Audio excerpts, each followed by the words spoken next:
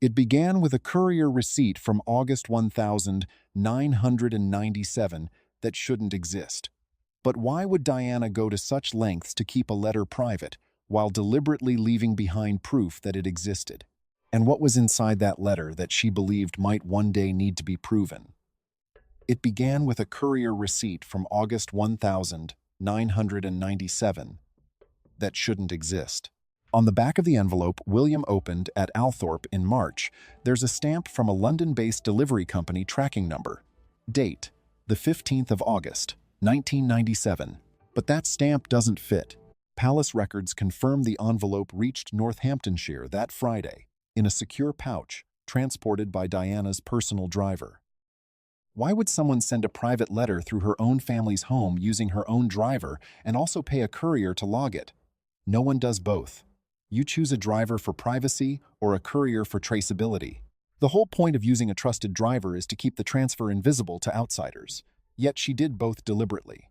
And once you grasp why, you understand what she was truly doing in the final 2 weeks of her life. Subscribe now, because that receipt is precisely why the palace couldn't act on this, even 29 years later. Before we continue, I'm Mark Holden. This is Mark Holden Reports. I examine the records, filings, and reporting around this family, and tell you what I believe is really happening, not the official version. Stay with me, because one action William took before opening that envelope reveals exactly the kind of man will become king. Start with the morning at Althorpe.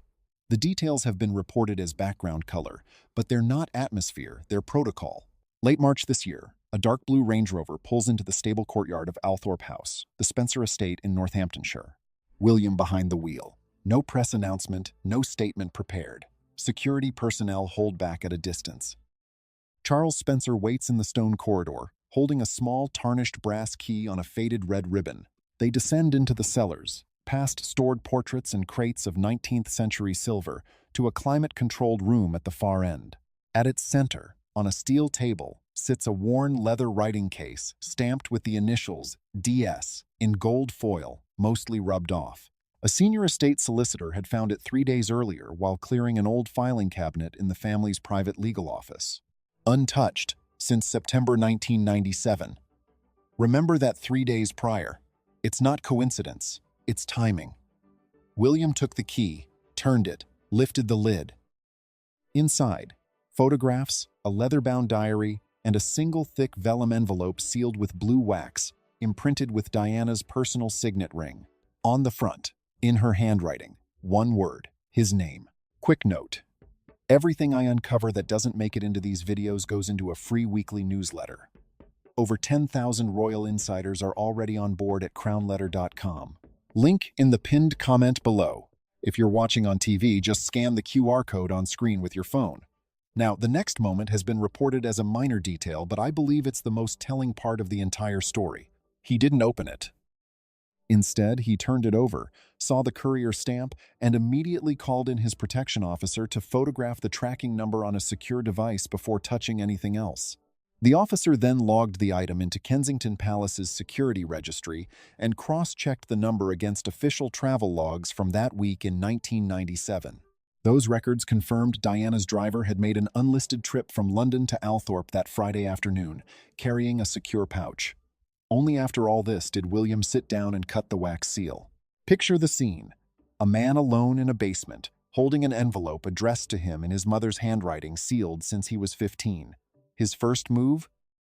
Summon a camera. This isn't grief, it's evidence handling. It's the behavior of someone who's anticipated this moment and knows exactly what will be challenged first. What he was doing is called chain of custody, the documented trail of where an object has been and who's handled it. That's the difference between evidence and anecdote.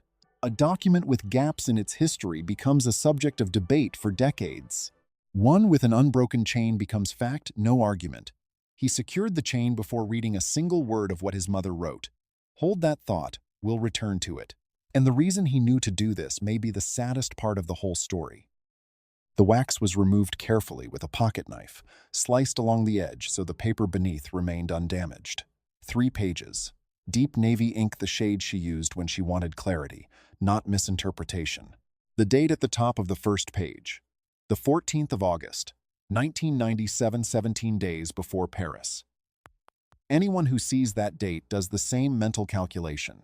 So let me say it outright and move on. She didn't know. Nothing in those pages suggests she foresaw her death. The entire document operates on the assumption she'd be alive to enforce it, which is exactly why it had to survive without her.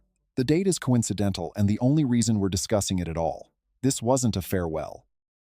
There's no mention of love, no goodbye, no reflection, nothing that reads like a woman preparing her affairs due to premonition. It reads like a formal legal memorandum because that's what it is. That's colder than a farewell. And in some ways, it hits harder because she wasn't saying goodbye to her son. She was building something around him. William read the first page, then the second, and stopped halfway through the third at a section underlined so heavily the pen nearly tore through the vellum. She had laid out binding conditions regarding the woman who would eventually marry Charles. She named her directly. And in precise, legally sound language clearly drafted with professional advice, she stated that under no circumstances should that woman inherit, use, or publicly associate herself with the Spencer family's personal jewels, ancestral property, or ceremonial titles. This isn't emotional. There's no anger. It's written in language a court would read once and fully understand. Then he checked the envelope again and found something tucked in the lining. A gold charm the size of a thumbnail, shaped like a polo mallet, engraved with two initials, D and W. He recognized it instantly. It had hung on a charm bracelet she wore constantly during his childhood at Kensington Palace, the kind of small, bright object a boy notices when it catches the light as his mother reaches across the table. That charm is the most ingenious part of the entire arrangement, and it has nothing to do with law. Handwriting can be copied. Paper can be sourced. A skilled forger with time and money can replicate nearly everything on those 3 pages. People do it professionally. But no outsider could know which tiny gold trinket on a bracelet held meaning for a specific boy in the early 1990s. She built in a verification step only her son could complete. And she made sure every lawyer, archivist, and palace official who might ever handle that envelope understood it. There's one more detail from that basement, worth noting what William did with the charm. He put it back. He held the one item in that envelope meant solely for him, looked at it, and returned it to the fold of the lining before folding the pages against his chest. He preserved the exhibit intact. Every element of that envelope is a defense against a specific threat, and there are 4. Examine them closely, because what she was defending against reveals what she expected them to attempt. First, the document was executed on private Spencer land, not royal property, placing it under standard civil law beyond the palace's reach. Second, it was witnessed by 2 independent estate employees, so it's not merely one woman's claim. Third, it includes a charm only her son could authenticate, defeating forgery. Fourth, it bears a commercial courier receipt dated, numbered, stored in a private company's database. 4 separate safeguards against 4 potential attacks crafted by a woman with 2.5 weeks left to live who didn't know it.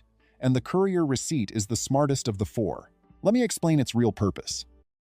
Everything else can be challenged by someone with resources. Witnesses can be discredited. Jurisdiction over land can be disputed. A charm is powerful, but it's memory, not legal proof. But one thing no one can touch is a third-party commercial record.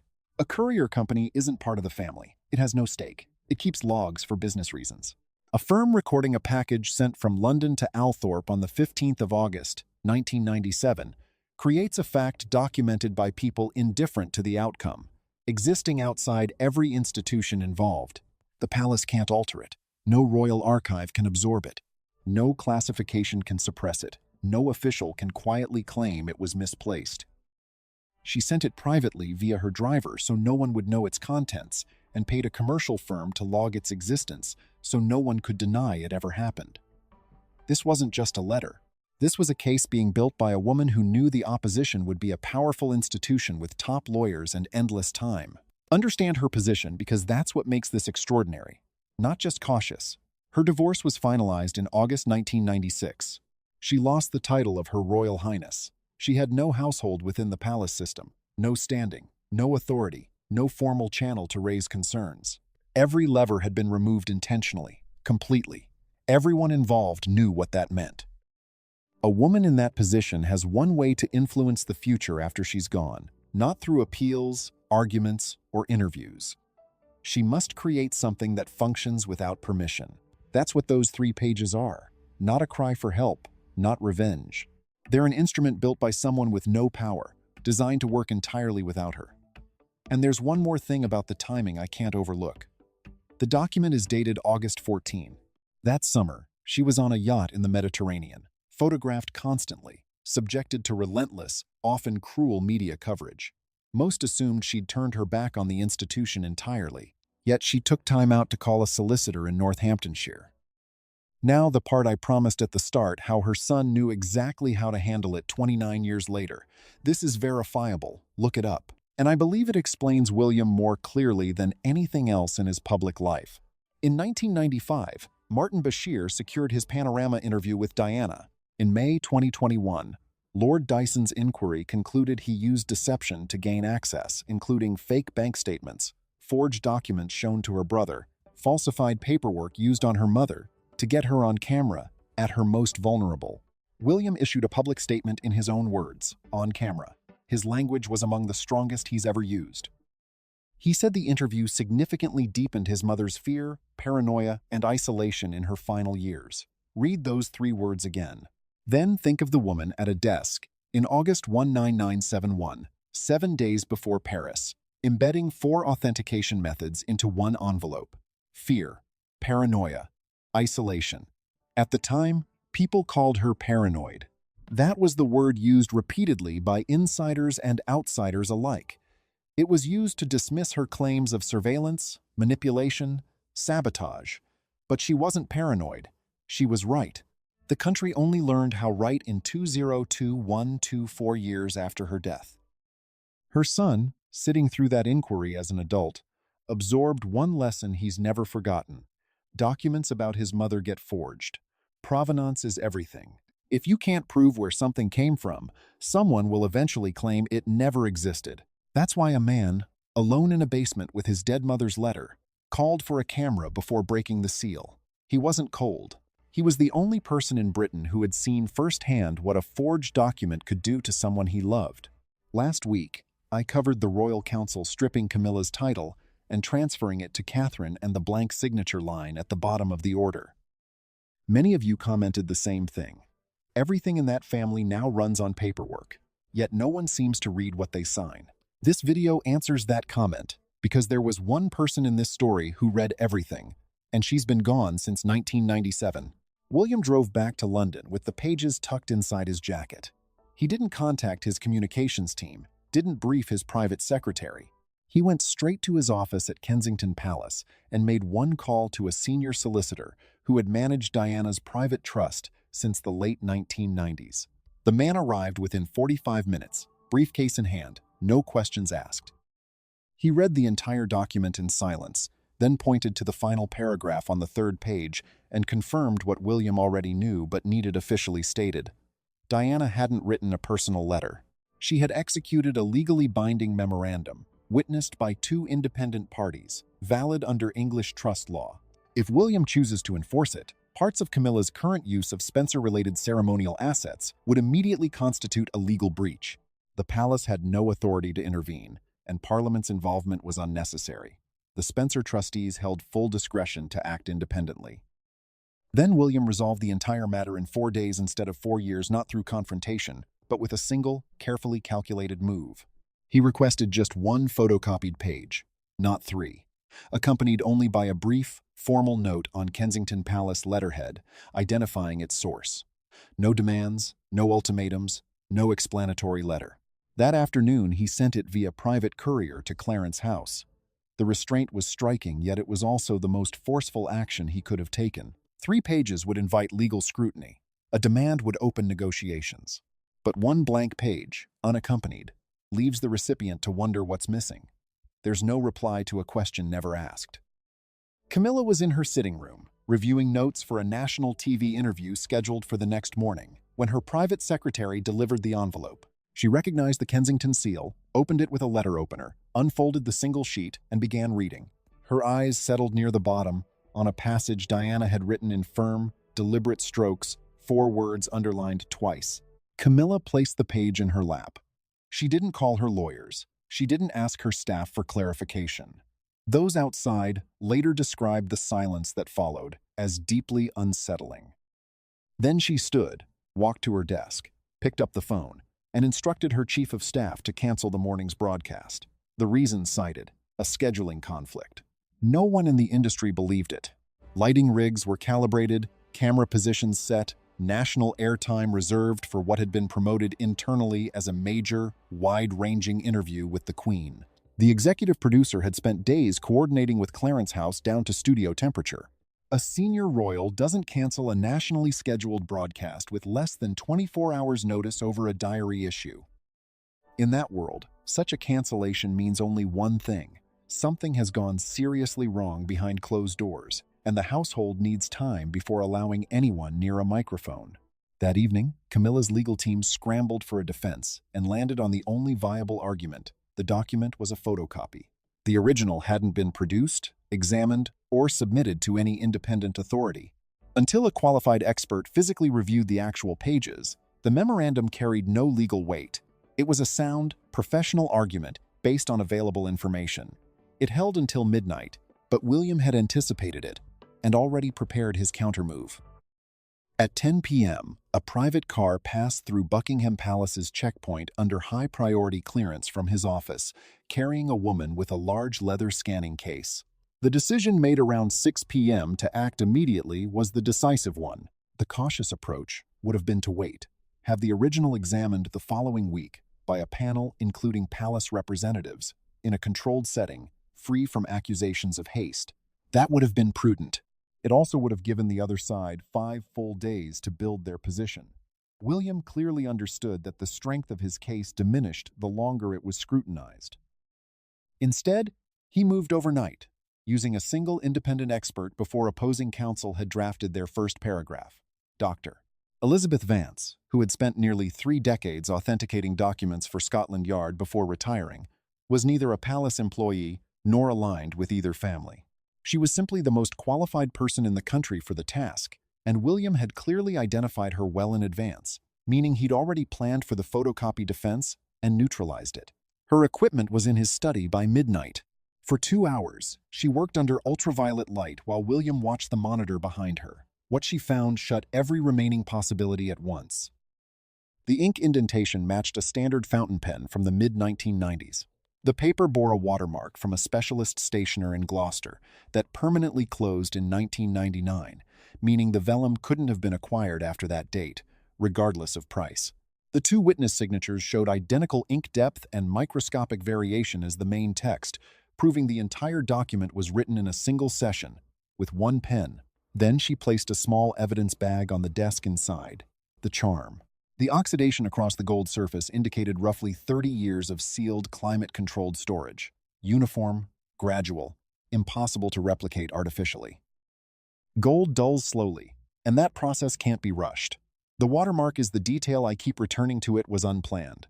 Diana didn't choose that paper knowing the manufacturer would vanish 2 years later. She chose it because it was the paper she used.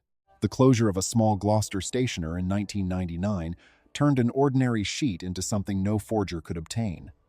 The most unforgeable part of the document was the one element Diana didn't intend. Dr. Vance signed her report and left before 1 a.m. By 2 a.m., an alert reached Camilla's private tablet through the internal royal messaging system. Her only possible defense had collapsed before sunrise. One question remained, one that none of William's advisors could answer, and it outweighed everything else. That box had survived 9 years of estate audits and inventories untouched. Filing cabinets are emptied. Lawyers retire, and their successors review everything. Estates are cataloged. Someone placed it there deliberately, and someone kept it there. And that person chose this particular month, out of 350 possible ones, to release it. I had to verify the dates myself, because the commonly repeated version doesn't add up. The writing case wasn't discovered by a lawyer clearing a cabinet. Watch who made the phone call 3 days before William arrived at Althorpe, because she chose the date, and she'd been choosing it for 28 years. On a Saturday morning at 10, the hotel dining room in Belgravia was empty, except for one woman by the window, wearing a dark wool coat, holding a teacup with both hands. She didn't rise when William entered. She pointed to the chair and slid a small velvet box across the table. Inside was a gold polo mallet charm identical to the one Dr. Vance had sealed in evidence 9 hours earlier. Lady Sarah McCorkadale, Diana's eldest sister, co-executor of the 1996 will, and one of the few people still alive who was present in the weeks after Diana's death, told her nephew that she had placed the writing case in the Althorpe cabinet in spring 1998, kept the master key in her own safe for 28 years, and that the solicitor hadn't stumbled upon anything. He found it because she called him 3 days prior and told him exactly where to look. It was never a discovery. It was a release, and she chose the timing. She also explained the original decision, a point most people overlook. In the weeks after the funeral, palace lawyers arrived at Kensington Palace to inventory Diana's private papers, a thorough, swift operation. Before they finished, Lady Sarah and her brother removed several boxes of sensitive personal correspondence, not to hide them from history, but to keep them out of the royal archives at Windsor, where they would have been classified, sealed, and inaccessible for 100 years. That distinction is crucial and almost universally missed. No one intended to destroy anything. They simply wanted to place it beyond reach, achieving the same outcome, but with greater decorum. She kept the case because Diana had personally asked her to, with one instruction: wait until the moment is right. No criteria, no triggers. One woman handing another a legal weapon and complete discretion over when to use it, then dying 17 days later, never able to guide her again. Lady Sarah carried that burden for 28 years. Consider what that truly meant. It wasn't merely about keeping a secret. It was about making the same decision repeatedly, for a third of her life. Every Christmas, every anniversary, every time the family did something to dishonor her sister's memory, and there were many, she had a key in a safe and the power to change everything. And each time she decided it wasn't the right day. And consider what she endured without acting. She didn't act in the raw, emotional aftermath, when the temptation must have been strongest. She didn't act when Charles married Camilla in April 2005. She didn't act at the coronation in May 2023, as her sister's successor was crowned in Westminster Abbey, cameras from around the world capturing every moment. Any of those moments would have made headlines. None would have led to real change. William either lacked the standing to enforce it, or the noise would have drowned the substance. The trigger, when it came, was administrative. She had seen reports indicating that Camilla's office had quietly begun expanding its scope, specifically reviewing the terms of traditional Spencer heirloom loans and auditing the financial boundaries of the Duchy of Cornwall. The moment she grasped where this was headed, she made the call, kissed her nephew on the cheek, adjusted her coat, and walked out without looking back. By early afternoon, the king had summoned his son to Windsor before nightfall. The drive to Windsor deserves attention. About 90 minutes alone in a car between that hotel table and the drawing room. By then, William had everything. The document, the forensic analysis, the chain of custody, 2 matching charms in evidence bags, and confirmation from his aunt that his mother had planned it all and chosen him to carry it out. He was about to enter his father's home and use it all against his father's wife, in his father's presence, based on instructions from his father's first wife. There is no comfortable way to make that journey, but he had no choice. That's the point critics miss. Once he read the document, the Spencer trustees became aware of it, and they weren't under his control. If he had returned it to the box, they would have acted anyway. He would have learned about it from the news. His mother didn't leave him a choice. She left him an obligation, and I don't believe that was accidental. He arrived at 1 p.m. Charles sat in a high-backed chair by the fireplace, a blanket over his knees.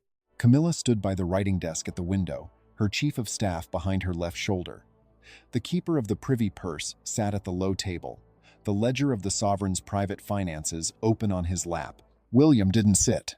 He walked to the center of the room, opened his case, and laid the 3 original pages flat on the table. Beside them, he placed the 2 gold charms, but said nothing about them. Then he read the operative clause aloud. This is the moment the story shifts and why I return to it. He didn't summarize. He didn't hand it over. He stood in the middle of his father's drawing room and read his dead mother's directive concerning his stepmother in a calm, even voice. Every person in that room had to sit and listen as a woman who died in 1997 named Camilla directly and declared what she would never be allowed to have. No one interrupted. There was nothing to interrupt. Charles listened through it all, and that deserves its own sentence. His son stood in his drawing room and read aloud his first wife's written instruction about his second wife. He didn't stop him. He didn't look away. According to one witness, he didn't move at all. He then laid out the position, confirmed just hours earlier by a former senior forensic analyst from Scotland Yard. The ink, paper stock, and witness signatures had all been authenticated to an incontrovertible standard. The Spencer trustees were ready to file a public injunction by day's end if their demands weren't met. When the keeper of the privy purse picked up the documents, several observers noted his hands were unsteady. After reading the final clause aloud, he set the pages down, looked directly at the king, and affirmed what William's legal team had already established. The document fell squarely under civil probate law. The palace had no legal standing to suppress or reclassify it. No parliamentary approval or royal consent was required for the Spencers to act. In that moment, Camilla's counter-argument collapsed, despite being a carefully constructed effort with no real chance of success. Her legal team had spent the night devising a technical maneuver within the sovereign's private estate accounts, intending to present it through the privy purse as an offset against the Spencer claims. But such an offset only works when both parties operate within the same legal framework. Diana, however, had ensured her document existed entirely outside that system during an afternoon in 1997. William set two conditions, both stated as absolute and non-negotiable. Camilla's office would sign a binding declaration, relinquishing any future oversight of the Duchy of Cornwall's finances, and specific Spencer heirlooms held in palace vaults would be physically returned to Althorpe before the summer retreat. Charles studied the two symbolic items on the table for a long silence, then turned to his son. He offered no defense of his wife. He did not challenge the document's validity. Instead, he instructed the keeper to begin drafting the necessary orders immediately. Camilla took a silver pen, walked to the table, signed without comment, and exited through a side door. Writing this, I've thought often of her, because she was the only one in this situation who had no move left. There was nothing more she could attempt. How do you argue with the handwriting of a woman long dead in the presence of a forensic report? How do you ask a husband to override a legal jurisdiction he has no power over? How do you publicly accuse a woman who died in 1997, still only 36, of acting in bad faith, while her son stands in the same room? There is no viable response to any of that. She understood this before the keeper even finished speaking. She had 2 decades of institutional standing and a team of capable advisors. Yet none of it mattered against 3 sheets of vellum because the entire structure she'd built depends on influence, and influence only works when there's someone present to be influenced. Diana had removed that possibility years earlier, deliberately, from a house in Northamptonshire, with 2 estate staff serving as witnesses. Now came the repayment of a promise made at the outset. That courier receipt is why none of them could act. And its inclusion tells us something vital. She anticipated disbelief, not mere disagreement, but outright rejection of her authenticity. She prepared the envelope on the assumption that, after her death, people with greater resources than her son would gather and argue the document wasn't genuine, wasn't hers, wasn't properly executed, or couldn't be proven to exist at the claimed time. And she was right. Exactly that scenario unfolded 29 years later in the span between one afternoon and midnight. A woman in 1997 had accurately predicted the legal tactics her opponents would use in 2026 and defeated them in advance with a simple courier receipt. The story reached the public without a single leak because it didn't need one. A canceled national broadcast creates facts. An early departure, dismantled studio sets, revised schedules, these are the raw materials journalists who cover the family use to piece together narratives. Diana's name surfaced by mid-afternoon. The word letter followed about an hour later. By evening, hidden document was spreading faster than any press office could contain. The palace issued 4 brief sentences stating that private family matters were being handled internally and no further comment would be made. It satisfied no one. Nor was it meant to, because in the coded language of royal communications, a statement that says nothing is interpreted by seasoned reporters as confirmation. Then historians weighed in, and one observation halted several interviewers mid-question. In the 29 years since Diana's death, Not a single private legal document bearing her name had ever been formally invoked against the palace. Letters had emerged, diaries quoted, tapes aired and contested. Her words had been used against the institution more than those of any other individual in its modern history.